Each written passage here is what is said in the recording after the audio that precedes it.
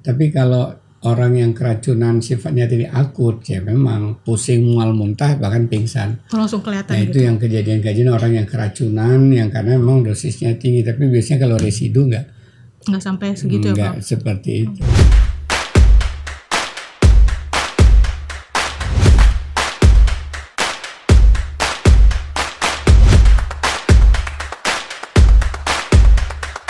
Halo sahabat sehat, kembali lagi di Lini Podcast, kembali lagi bersama saya Zafira Raharjanti. Nah, pada kesempatan kali ini kita akan ngobrolin tentang cara aman mengonsumsi sayur dan buah. Nah, telah hadir bersama saya Profesor Dr. Radinsyah MS, seorang guru besar dari Ilmu Gizi FEMA IPB University, Ketua Umum dari Pergizi Pangan Indonesia, Ketua dari Asosiasi Institusi Pendidikan Tinggi Gizi Indonesia. Selamat datang Prof. Hardin. Selamat datang juga Kak Zafira, gimana kabar? Alhamdulillah masih baik, Prof. Kalau Prof. Hardin sendiri gimana? Alhamdulillah masih baik. Masih baik. Jadi kan kemarin itu udah sempat ngobrolin tentang salad ya, Prof. Nah, terus sekarang nih kita bakal ngobrolin tentang cara amannya, Prof, mengonsumsi buah dan sayur secara keseluruhan nih, Prof. Nah, kira-kira bener nggak sih kalau makan sayur atau buah secara mentah itu lebih sehat, Prof? Ya bisa iya bisa tidak, tergantung buah apa, tergantung sayur apa ya.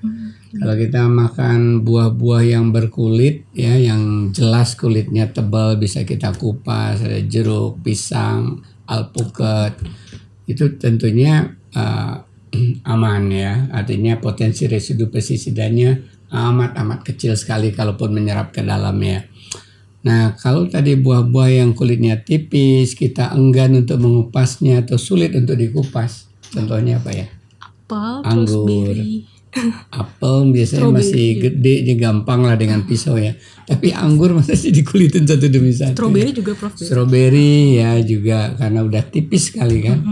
Nah, ini tentunya bisa kita curigai kalau misalnya tadi tidak ada label organik dan kita tidak tahu ini proses produksinya bukan dari kebun kita yang kita bisa tahu persis ya, tapi dari produsen yang secara large scale komersial, skala besar komersial, mau tidak mau pasti ada kemungkinan di sana ada residu pestisida. Besar kecilnya tergantung tentunya bagaimana praktek pertanian yang baik yang diterapkan ya. Iya, Prof, itu di luar jangkauan Dan bagaimana kita penanganannya ya, ketika apakah sebelum dikirim itu juga ada perlakuan yang chemical yang kurang aman, berisiko. Nah, Prof, kemudian ada nggak sih resiko? Ya itu kan tadi baru buah ya. Kalau sayur ya sama aja, ada sayur-sayur yang memang bisa kita juga biasanya kupas ya.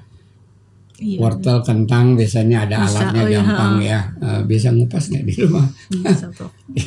Ya, tapi kalau namanya sayuran yang memang permukaannya tipis, sayuran daun ya, kemudian sayuran yang bentuknya sendiri memang sulit untuk dibersihkan ya. Kayak tadi itu ya, Prof. Kol, brokoli ya, dan jenis sayuran lainnya yang berlekuk-lekuk. Itu kalau memang dari produksi komersial ya, biasanya menggunakan pestisida, ada kemungkinan ada residunya. Meskipun mereka cuci, kalau cucinya hanya dengan air biasa tentunya belum tentu bisa ya. Jadi tetap kita perlu waspada, kewaspadaan dalam memilih, kemudian kewaspadaan di dalam mempersiapkan sebelum kita olah dan sebelum kita makan. Nah, itu tadi mempersiapkannya gimana tuh, Prof? Ya seperti mirip sebenarnya seperti kita diskusi tentang bagaimana mewujudkan salad yang aman ya. Ini sama aja karena bahan salad juga biasanya sayur dan buah. Kalau kita ingin misalnya tadi katakan buah yang memang tadi sulit untuk dikupas, meskipun kulitnya ada karena tipis, anggur, stroberi, ya belum lagi buah-buah yang mahal ya, sayang sekali gitu ya untuk dibuang. Nah, ya ada dua pendekatan memang bagaimana kita menggunakan produk komersial, pasti ada juga ya, biasanya menggunakan senyawa klorin, ada juga yang menggunakan senyawa natrium dengan untuk food grade-nya ya, yang memang cocok untuk pangan. Tapi secara sederhana di rumah, di dapur masing-masing ibu rumah tangga biasanya tersedia ada garam atau ada cuka ya, bisa gunakan. mau menaikkan pH berarti gunakan. Dia dinaikkan pH jadi luntur, dia diturunkan pH juga luntur dia ya. Oke, jadi pilihan. Iya, bisa cuka, bisa menggunakan garam, dilarutkan, direndam sebentar, diucek-ucek, kemudian dibilas dengan air mengalir di keran yang airnya harusnya air yang aman juga ya. Air keran kadang-kadang terlalu banyak klorin juga gitu. Nah, tadi kan pestisida, Prof. Kemudian ada risiko lain nggak sih, Prof, selain pestisida ketika kita ingin mengonsumsi sayur atau buah-buahan yang masih mentah gitu, Prof? Atau buah utuh? Iya, buah utuh tadi kan udah saya sampaikan kalau dia berkulit nggak masalah kan. Masalah. Relatif minimal sekali ada residu. Kalaupun dia waktu muda disemprot, kemudian ada yang terperangkap, minimal sekali. Tapi kalau yang tadi dia memang di permukaannya disemprot kemudian dipanen, itu tadi kita perlu waspada. Nah terus kalau misalnya kita nggak sengaja nih, Prof, misalnya udah nggak sengaja terkonsumsi gitu residu pestisidanya, kira-kira tuh ada tanda keracunan atau mungkin gejala-gejalanya? Iya kan ada dua sifat ya, ada yang sifatnya dia kronik ya, jadi terakumulasi dulu lama. Berarti nggak langsung berasa ya, Prof? Nggak langsung berasa, kecuali yang dia arsenik dan banyak gitu ya. Ini kan residu ini pasti jumlahnya kecil ya, bukan karena tadi ditambahkan kepada suatu makanan kemudian termakan orang, kan beda ya. Ini kan sebenarnya residu. Jadi kecil kemungkinannya dia bersifat kronik ya. Jadi bagaimanapun residu-residu yang tidak bermanfaat dan toksik tadi kan perlu dikelola oleh hati, oleh liver. Jadi kerja liver semakin berat. Ya orang kalau kerja livernya berat biasanya bawaannya jadi lemes ya. Ya kemudian lama-lama ya rasa mual dan lain sebagainya. Tapi kalau orang yang keracunan sifatnya tidak akut ya memang pusing, mual, muntah, bahkan pingsan. Langsung kelihatan. Nah, itu gitu. yang kejadian orang yang keracunan yang karena memang dosisnya tinggi, tapi biasanya kalau residu nggak sampai segitu ya, Pak? Seperti itu. Jadi hati-hati aja liver kita, kemudian ginjal kita juga kan dalam proses pembuangannya ya akan juga bekerja tambah berat. Pelan-pelan sih, nggak. Jadi ini pembunuh silent apa ya? Silent killer. Ya? Silent killer. Nah, terus kemudian Prof Adi punya tips nggak ketika kita ingin memilih gitu buah-buahan atau sayuran yang ingin dikonsumsi secara mentah?